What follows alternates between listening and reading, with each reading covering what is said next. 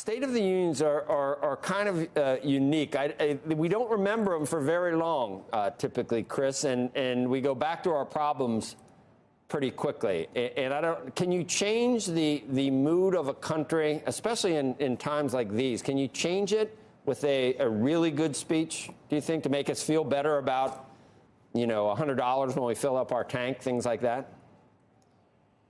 Well, I think certainly President Biden would hope he can change the mood. We'll see if he can deliver on that.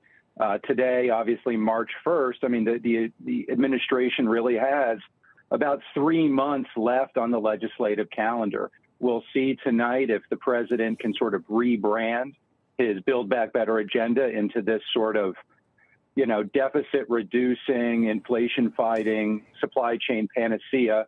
At the same time, he's going to have to devote about half the speech to Ukraine, to China, to national security, et cetera. So it's a very tall order. We'll see how he delivers. And then next week, right, we probably have another big speech on the pandemic with the 2-year anniversary of the WTO designation next week. I don't know, Chris.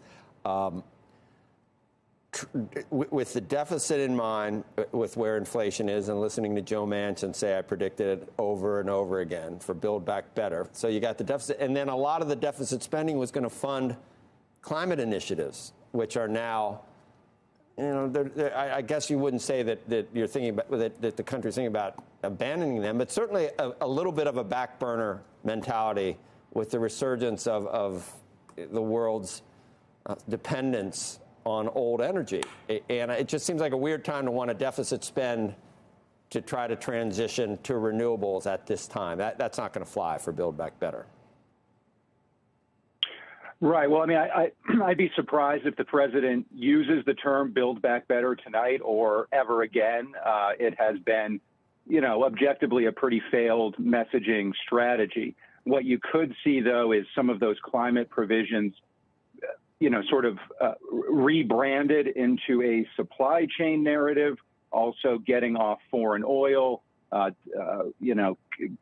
Putin off at the knees with oil and gas. Obviously, that's a much longer time frame going down. The climate change provisions, though, from a domestic political standpoint, a real sort of issue for progressives who have lost out on most of the other provisions that are still circling in this sort of inflation Frankenstein type bill.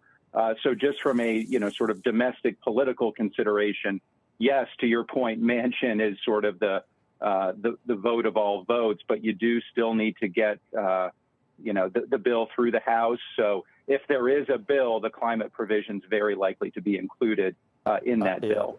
But there's about 3 months to go.